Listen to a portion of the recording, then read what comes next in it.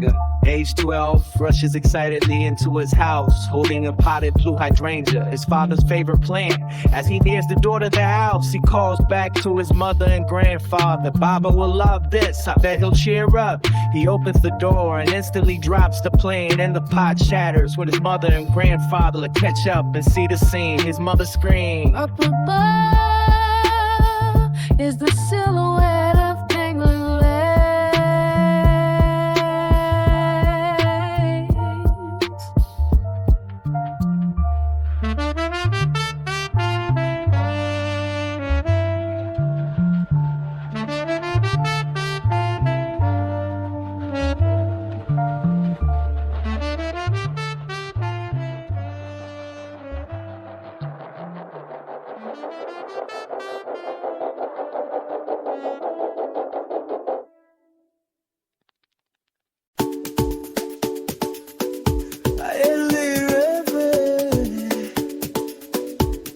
Six enters the sun's call with Yonichiro. They walk through the palace passageways to the maiden's compound where they meet the road. High in an office building, the free women look surprised to see Yonichiro, and all bow to him. We are honored to have you grace us with your presence this morning. One more eye says, tell us my Lord, what can we do for you? Says another road eye. No quiero lo gently guide, similar way forward, harder, maiden city she.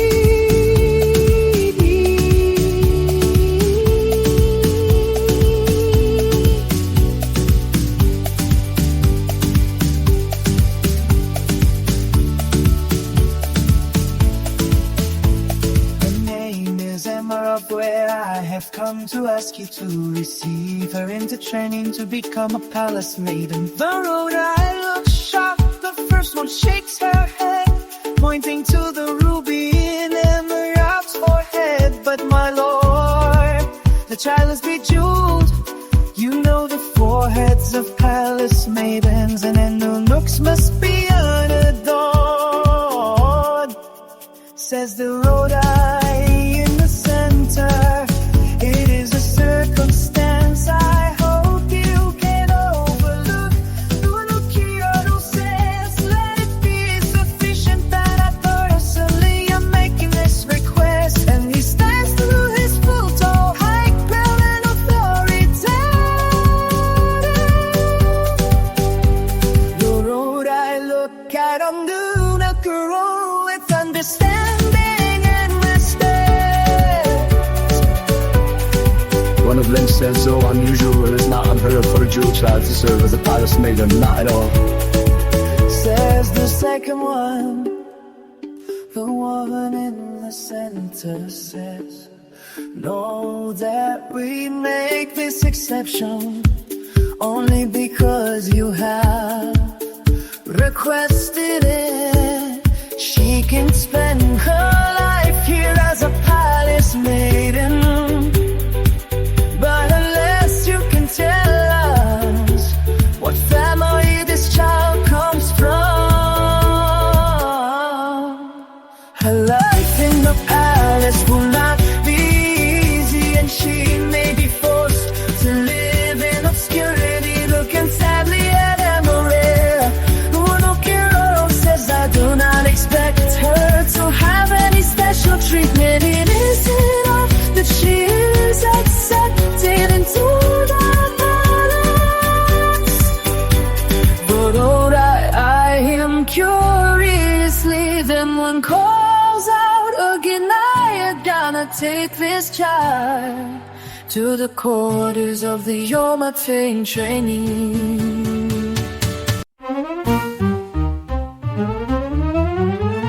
She is to be educated alongside the other Omote. A teenage girl in pink appears to take Emerald away. Emerald waits starts crying and shrinks away from the girl hiding behind. In a pillow, it is alright. In a pillow, says, guiding her back out. This is a new home, and Marabwe looks at him through teary eyes.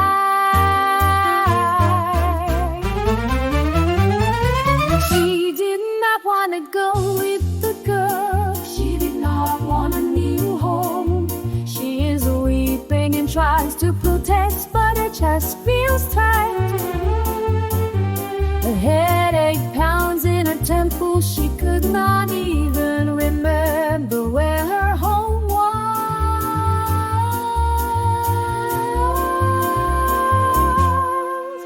Nagedaye Adana takes hammer of his hand and leads her out of the building.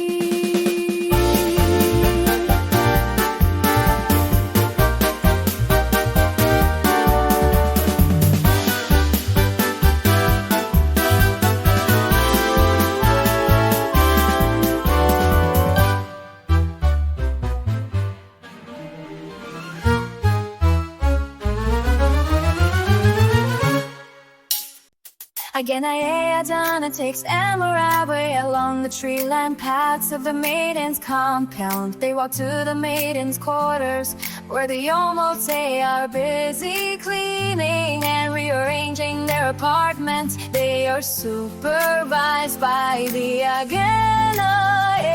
Aganae Rukadwe Aganayadana calls to a freckled girl on one of the patios as she and Amarabwe approach. Oh, Aganayadana, good morning. The two teenagers curtsy to each other. Then Aganayadana looks around the busy patio.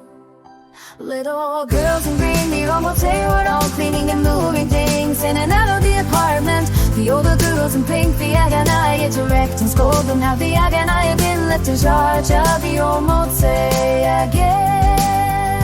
Aganaya Adana asks Agadagi who kept way nuts, sighing heavily.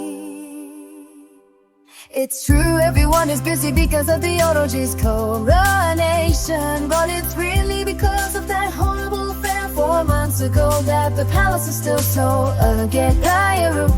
You know the queen dowager has forbidden anyone from speaking of that incident. Don't let anyone overhear, we'll both be in trouble. Aganaya Dana experiments. Aganaya Rukaware covers her mouth with her hands. Her eyes dart around the patio to see if anyone heard. Feeling reassured, she said quickly to change the topic. I mean, the palace is still in disarray. So the A has left us in charge of the Omote.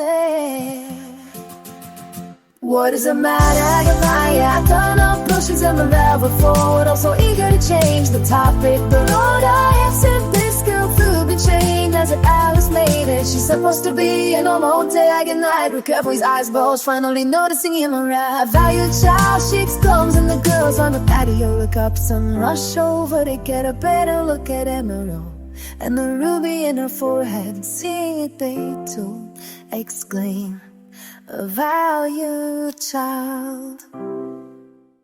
What is a valued child? Monomote asks. And Maganaye answers tartly, a precious child who's given a jewel in its forehead when it's born. Valued children are actually loved by their parents and don't have to enter the palace to suffer like we do. What is a valued child doing here? Another Agonaye asks, is she here to taunt us with that gem in her forehead? They all start shouting their displeasure at having him avoided among them.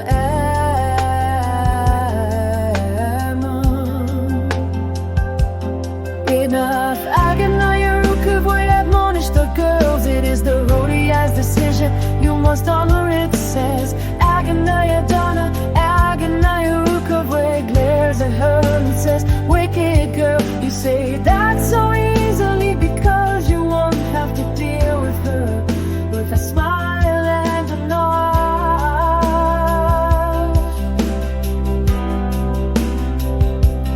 Aganaia turns and leaves them over with the angry girls. She avoids their eyes to lessen the fear, but she can't keep her tears from falling. She is alone and afraid, and the aching in her head intensifies.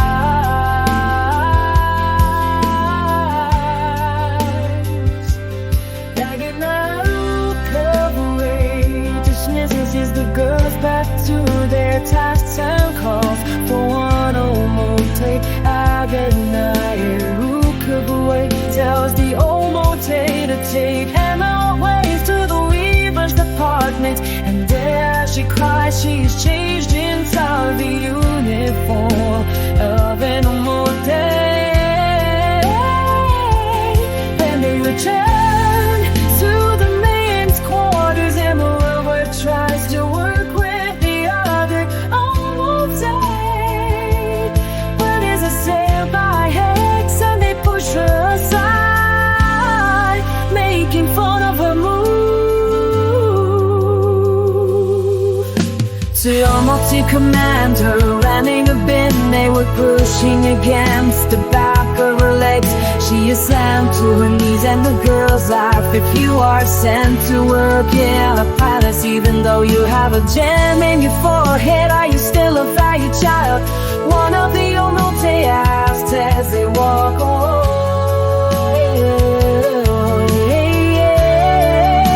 The other responds, no, you would be a worthless child. They burst in laughter, and love words starts to cry in the hallway, but she just keeps getting brushed aside by the girls. Finally, she finds a corner to cry and nurse her headache.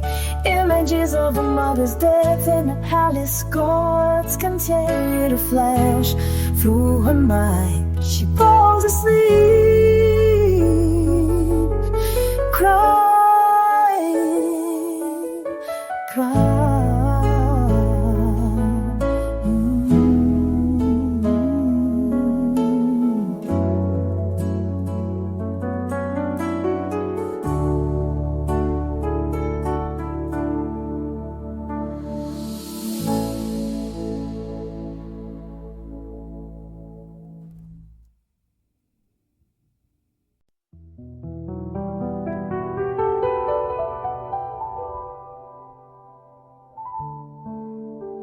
When Nimarai wakes up, it's nighttime and the omote are called to read the eye as they return to the apartments. Oh, and who is this?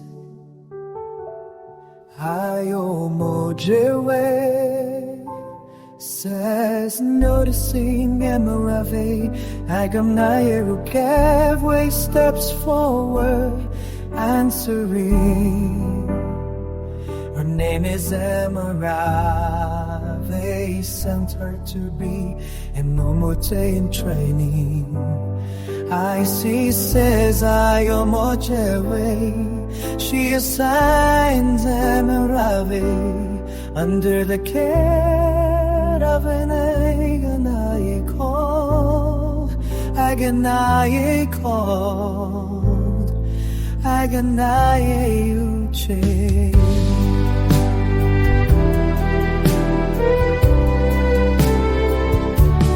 Aganaia Uche already had two other omote in her care, and they both complained bitterly when they went to their room. Why do they have to be the ones she's assigned with? If we're together all the time, the other girls won't play with us either. One grumbles as they make their bed that night. The two emoji shoot Emma a vicious kiss. She whimpers in a corner of the room, tears streaming from her eyes. Do we really have to share a bed with her? The other emoji complains, looking at Xxene chair. The Xxene lay leisurely on her bed, reading a book by the light of a candle. She says, just leave her where she is. Emma obeys, whimpering sobs permeated the room. The Xxene's brow creased in annoyance, and she demands and shut her up. The two emoji grin. They find the cloth and shoved it into Emma obeys mouth. Then they leave her to sleep in the corner of the room as her head pounds with pain. Her body starts trembling with a rising fever the next day. Emma Rover wakes with a crushing headache and immediately faints. Xxene quickly informs Iomoje when he has Emma Rover moved to the palace infirmary. She remains there for over a week, unconscious and with a high fever. When she finally wakes up, Emma Rover gasps for air, clutching the sheets that cover her. They're now child beat. One of the road I say to her, trying to calm her down. In the infirmary room of the road and I almost away.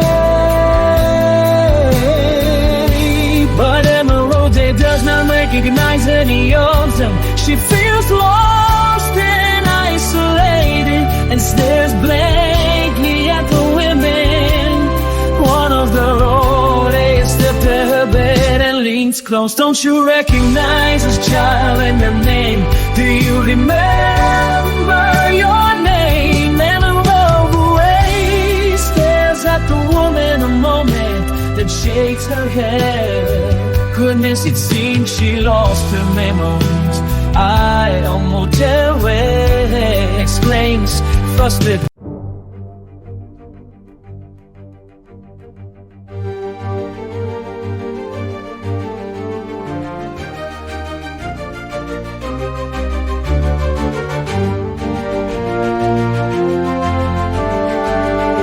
Compose yourself, hey, almost away the road I've reprimanded her.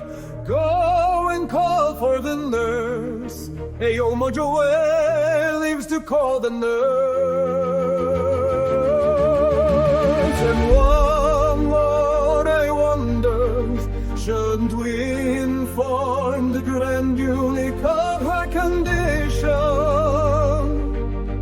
The head road says yes, we must do so in secrecy. He made it clear we are to conceal his connection to this town.